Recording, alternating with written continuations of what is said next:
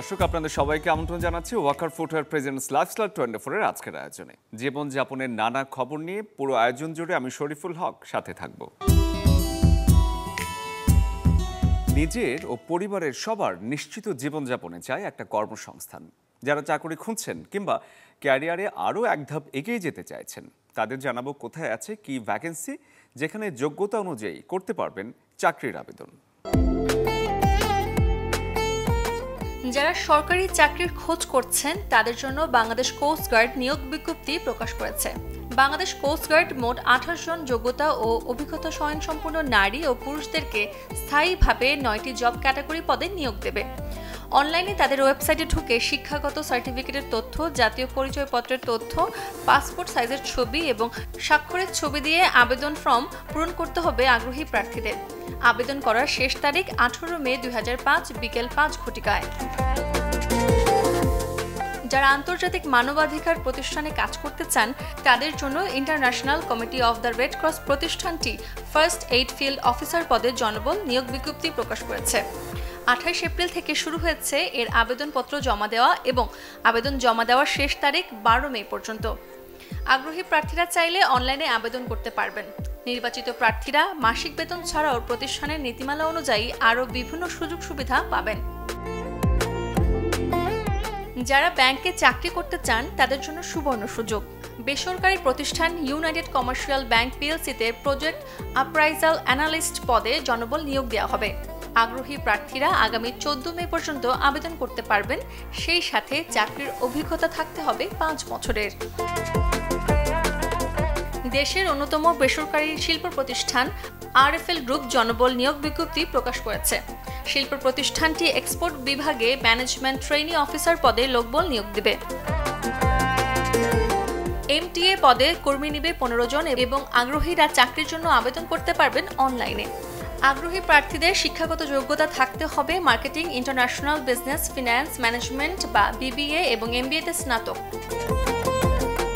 Desk report, channel 24।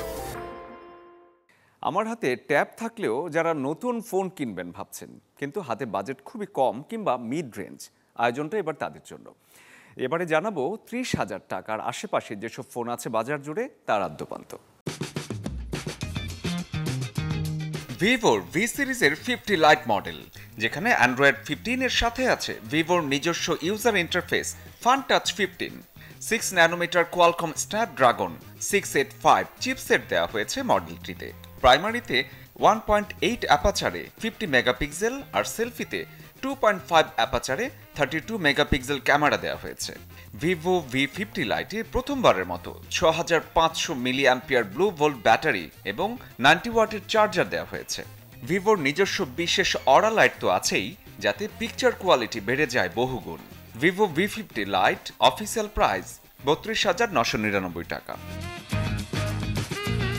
Tech giant Xiaomi তাদের note সিরিজে এনেছে রেডমি নোট 14 প্রো।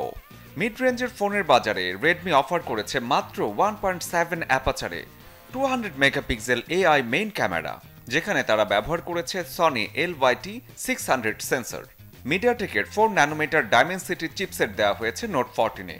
ইন্ডিয়ান ভ্যারিয়েন্টে 5500 মিলি অ্যাম্পিয়ার ব্যাটারি দিয়েছে রেডমি। এবছর 30,000 টাকার আশেপাশে 200 মেগাপিক্সেলের ক্যামেরা শুধু শাওমিতে আছে। নোট 14 প্রো 4G 29,999 টাকা, আর 5G কিনলে 1,004 টাকা বেশি পড়বে। স্মার্টফোনের বাজার দখলে নিতে মোটরোলা বেশ চেষ্টা করছে। তাদের ফিউশন সিরিজের বেশ নামডাক ছড়িয়েছে। এবছর 60 ফিউশন বাজারে এলেও গত বছরের H50 ফিউশন মিড বাজেটের সেরা পছন্দ হতে পারে। 14 OS ভার্সনে স্ন্যাপড্রাগনের 7S Gen 2 শক্তিশালী চিপসেট দেওয়া হয়েছে H50 ফিউশনে। এই মডেলের বিশেষ ফিচার IP68 সার্টিফিকেশনে H50 ফিউশন কার্যকর থাকবে 1 মিটার পানির নিচেও। 8GB র্যামে 128GB স্টোরেজে মোটো H50 ফিউশনের দাম 30,000 টাকা। কাছাকাছি মডেলগুলোতে দামের পার্থক্য খুব একটা না থাকলেও ফিচার এবং হার্ডওয়্যার স্পেসিফিকেশন যাচাই করে নিলে হাতে পাবেন সময়ের সেরা প্রযুক্তি। শরীফুল হক, চ্যানেল 24।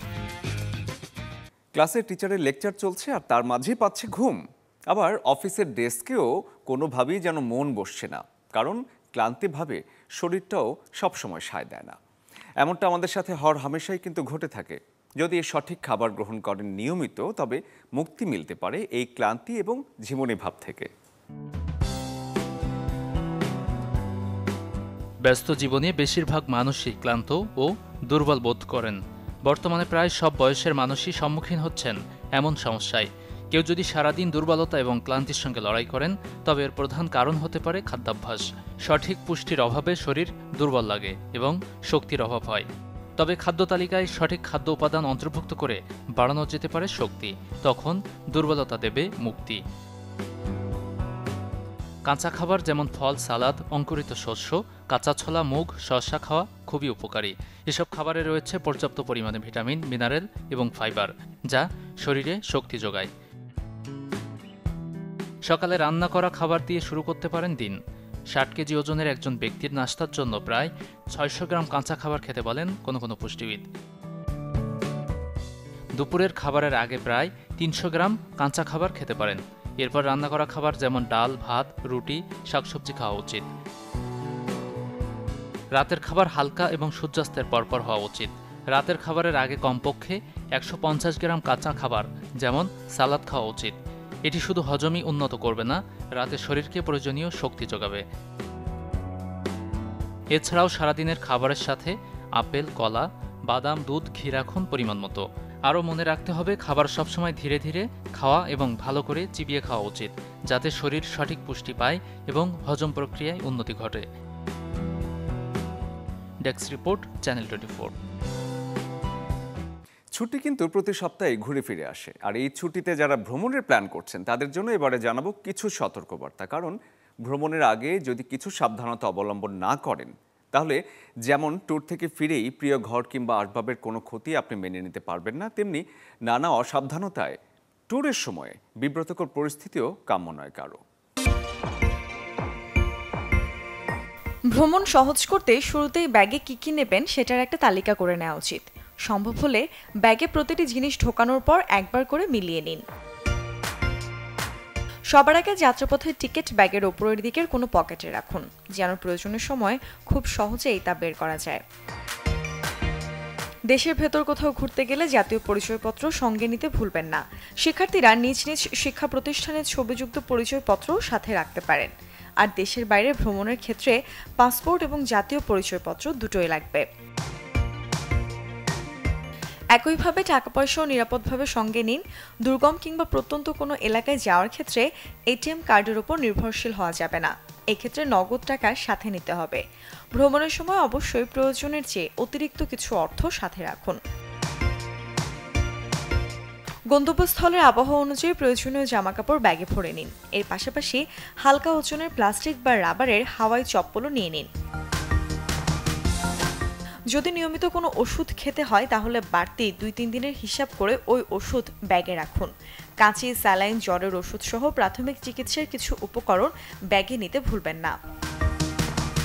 মোবাইল ফোনের চার্জারের সাথে সম্ভব হলে পাওয়ার ব্যাংকও নিয়ে নিন। এতে যাত্রাপথেও মোবাইলে চার্জ দিতে পারবেন। আর গন্তব্যস্থলে বৈদ্যুতিক সমস্যা থাকলেও আপনাকে বিশেষ কোনো ঝামেলায় পড়তে হবে না।